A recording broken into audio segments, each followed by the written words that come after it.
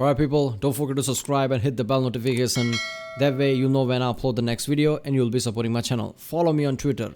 Every time I upload a new video, I'll be tweeting.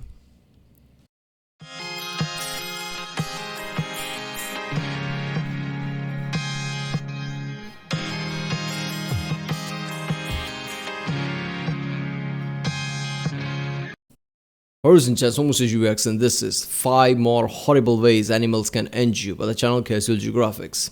Yes, this is one of the latest video. I guess I did the 5 more horrible ways animals can end you, I guess, type of video in the past. I guess this is part 2 or something. Yeah, so when it comes to horrifying you with animal facts, Casual Geographic is, I guess, on the top of it, at least as far as I know. Because his videos are just fucking awesome. He just makes what 10-30 minute videos, and in them he packs way too much detail with fucking awesome jokes here and there. So in 10 minutes you feel like you really had an I guess like a proper episode worth of, I guess, information and even entertainment. And sometimes he horrifies you at a level that is just ridiculous. Like I need to play a game or something before I can move on to do something else, otherwise my day is ruined, that kind of thing. So it's gonna be fun. Remember, if you like my reaction, don't forget to subscribe so I know which type of videos to react to more, I guess. Check out the Rick Sunday, there's a link in the description. Check out the cast, check out the in-cast, and yeah, that's it.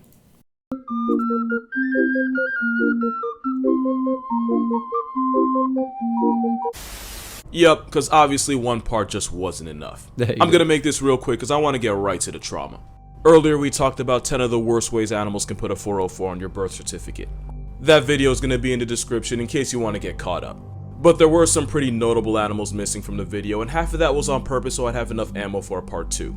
The other half was honestly just me forgetting. So here's 5 more terrifying ways nature can put you under a headstone, and once again, viewer discretion is very much advised. And it's especially advised for one of the animals on here. You'll know it when you see it. All that out the way, let's get to the content. That image is just incredible. It's no secret that having an Australian area code really means agreeing to live life on veteran difficulty. And it's not just that everything with a heartbeat down there has the power to cancel yours. It's the way they can do it. Get too close to a castle. No, fuck that, no. This image is terrifying. I'm just trying to picture myself, I guess, going to the Australian outbacks or something. Oh, look at that, a lake. Oh, isn't that pretty?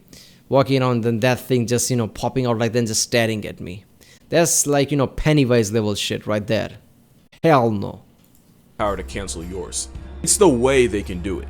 Get too close to a cassowary and you run the risk of getting violently disemboweled. Play with a platypus and you might just find out that Perry's armed with an incapacitating venom more powerful than morphine. The blue ring octopus was actually one of the animals in a previous video because not only is it one of the most venomous things in the ocean, it's also small enough for you not to feel its toxic bite. If something is bright color like bright yellow, bright green, bright purple, whatever, bright blue, just run away. It's only way nature can allow that is because it's dangerous, right? Like it can survive while being that bright. Everything else would have died out. Only reason that is alive because it has a strong venom. Which is why out of all the nonsense in the land down under, this tiny octopus is what you should be the second most afraid of. The reason it's second is because this thing still exists. The Australian box jellyfish is the most venomous thing in the ocean, which obviously makes it one of the most venomous things in nature. They're armed with a crippling toxin potent enough to turn you into a statistic in as little as 2 minutes. And that's because its venom is a neurotoxin that attacks ion channels in muscles, causing them to contract but not release. When those muscles happen to be in the heart, that's what can cause victims to go into cardiac arrest.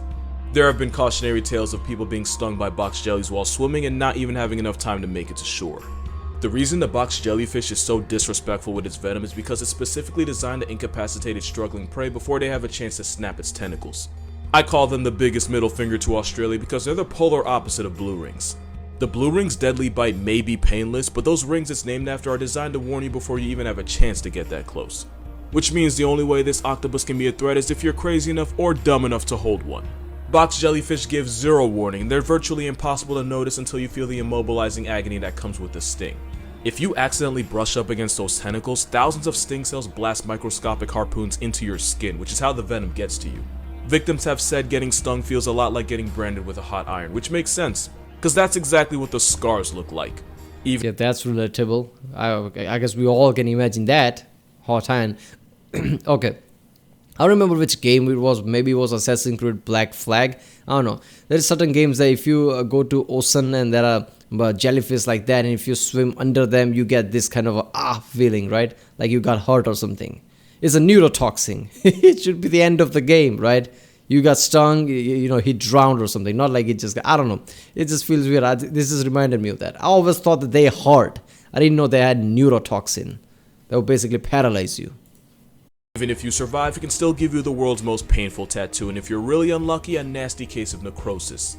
And if that wasn't horrific enough, one species managed to take it a step further. The Irukandji jellyfish is roughly the size of a penny, yet it's somehow the most intimidating animal Australia has to offer. Its venom has been said to be 100 times worse than a cobra's and 1,000 times more toxic than a tarantula's. And because its venom is also a neurotoxin, symptoms can include crippling pain, vomiting, severe muscle cramps, escalating all the way to brain hemorrhaging, heart failure, and eventually a flatline. Stats are just this tiny jellyfish can essentially destroy you from the inside, and since it can also put you in a comatose state almost indistinguishable from death, it basically turns you into the living dead. I'm not saying this homicidal sperm cell can cause a zombie apocalypse, but I am saying you do want to be ready. Which is why State of Survival lets you see how you do in a full-scale I Am Legend type zombie apocalypse. It's free to play and available on both Apple and Google App Stores. And for a limited time, anyone that's able to upgrade to a level 6 unlocks the Joker feature. Yeah, the Joker. This feature lets you fight against his army of laughing zombies in the arena of doom. In terms of just gameplay, there's multiple game modes like PvP and PvE. I prefer PvP, but only because I can't be truly satisfied winning unless I'm actively screwing someone else over. There's also the Explorer Trail option that lets you venture out into unknown areas and commit genocides on waves of zombies. And you're the good guy here, so it's justified. Download State of Survival using the link in the description and use the code CasualGeoSOS to redeem an in-game starter pack that you don't want to miss. Downloading with the link also gives you a chance to earn several $50 Amazon gift cards, which to me isn't a bad deal. But what is a bad deal is if you manage to come into contact with this jellyfish.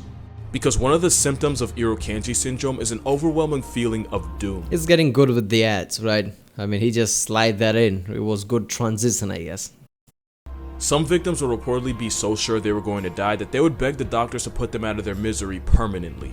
And that's because the venom can cause a release of catecholamine, one of the things responsible for your flight or fight response, which makes this jellyfish one of the few animals that can bend you over psychologically as well as physically.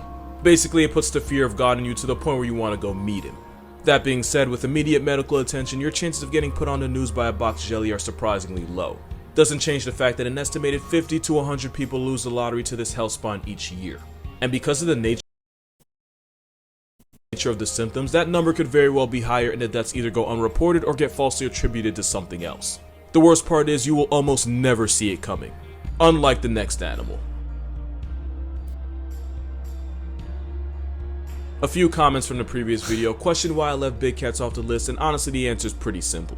Cats are nature's perfect little killing machines, but because they're not pack hunters like hyenas or wild dogs, they have to put their prey out of commission before they eat it. This minimizes the risk of injury and allows them to carry their prize to a much more secluded spot, which means most big cats will mercy murk their prey with a quick but critical bite to the windpipe. But of course, there has to be an exception to every rule. Roll the clip.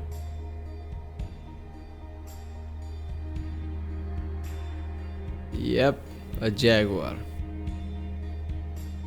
Jaguars are the only big cats that put their prey out of commission with a crushing bite directly through the skull.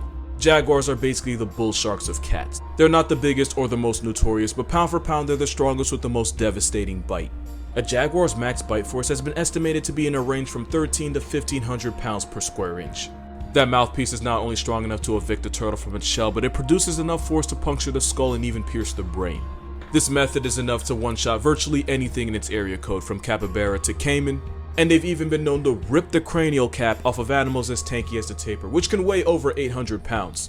Jaguars are ambush hunters that catch bodies by disabling their prey before they even have a chance to react, which is why a full-grown caiman with a brain the size of a walnut has virtually no shot against a motivated vice grip with whiskers.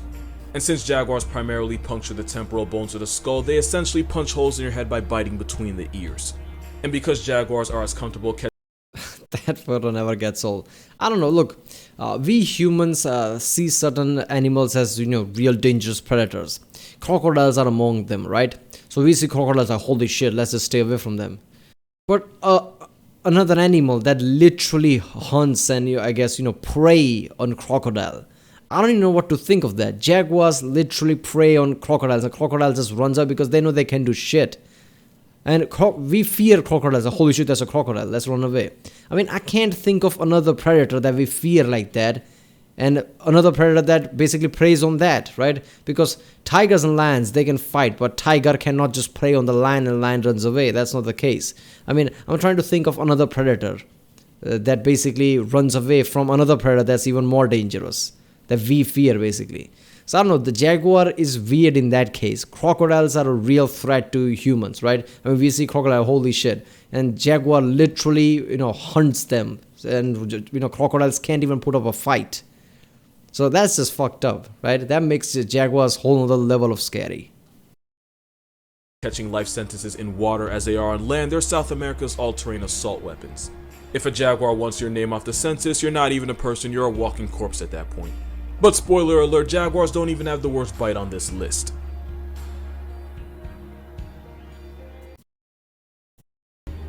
This snake is naturally shy, non-aggressive, and would much rather slither away from confrontation.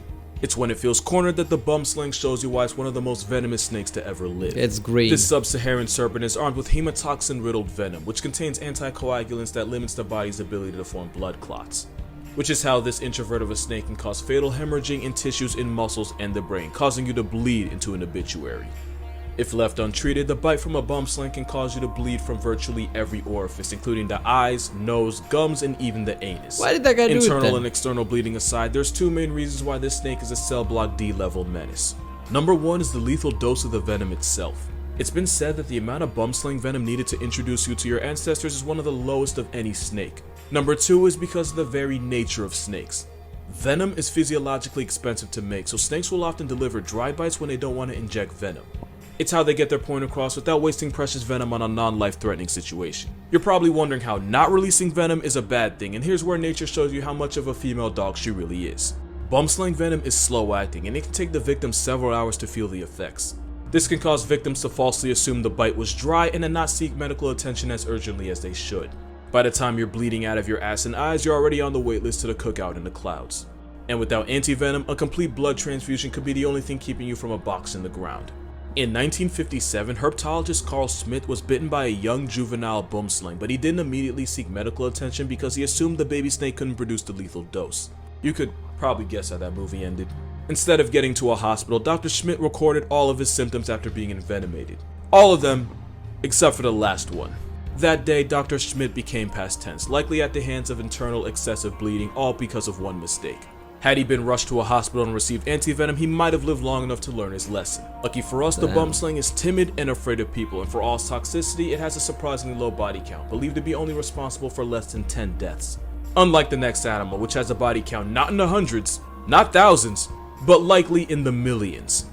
Okay, 10, I think that stats is kind of like, underreported, right? Because others have not been reported, or maybe nobody knows what the reason was behind it. 10 feels like way too low. If I made a poll asking what the most dangerous animals in Africa are, some answers might include hyenas, the always homicidal hippopotamus, of course you can't forget the lion, and heavyweights like the African elephant, rhinoceros, and cave buffalo might also make an appearance. Oh, and if hell you're an no. make an appearance. That was just the bad. African elephant, rhinoceros, and cave buffalo might also make an appearance. And if you're an intellectual, you might say the mosquito, since they co-author more death certificates than any other animal. If you Google the biggest predator on the planet, mosquitoes will come the top one, I guess. That elephant thing, man, that must have hurt a lot. Because let's be honest, African elephant doing that's just fucked up. But we know how much of a menace mosquitoes are. Most people don't think the same of this fly, and that's exactly why they're here. The tsetse fly is one of the most murderous things alive, believed to have a human hit rate of, at the minimum, 10,000 bodies a year. It's a parasite that feeds on the blood of others, and like the mosquito, that makes it the perfect vector for a handful of nasty diseases. The nightmare starts when an infected tsetse fly passes on the parasite trypanosoma to an unknowing human. Once that parasite turns your body into an Airbnb, it shuts you down from the inside. Being the landlord to this parasite can mean heart problems, kidney failure, anemia, and if you're pregnant, you might just get a visit from that young lady, Miss Carrie. But the most disturbing part is that it's now the second animal on this list that can do damage to your mental. This disease deteriorates your body to the point where just opening your eyes or feeding yourself can leave you exhausted. It doesn't help that one of the neurological symptoms is that it completely wrecks your sleeping schedule, causing insomnia at night and borderline narcolepsy during the day. That fun little fact is exactly how this disease got its name, African sleeping sickness. And that's not the only symptom either. Victims can experience drastic shifts in personality, usually resulting in uncontrollable episodes of aggression. This fly factory resets your personality, and the infected can become such a danger to themselves and others that there have been instances of victims being tied to poles where they can't hurt anybody. Look, I'm not gonna lie, holy shit, Africa is just fucked up. So many insects, animals like this. That if you hear like, goddamn, something like this exists, this is ridiculous, man. All the people living there. I mean, I don't even know what their, daily senses are, like what to avoid, what to expect. God damn it, one fly doing all that, giving you symptoms of that, like what, rabies type of symptoms, aggression and things. It's a debilitating disease, and one that slowly breaks you down until you eventually slip into a coma and never wake up. Whoa. The only good thing is that statistically, the chances of becoming a hashtag after being bit are incredibly low, since the tsetse fly has to already be infected. But my mother would have raised a lie if I said that about the bite of the last animal on this list. Now what? After that, now what? There might not be a worse death sentence in nature than the one hiding in this picture. And that's because crocodiles have spent the last 200 million years perfecting the art of canceling life subscriptions. With the highest... Crocodile is number one, alright.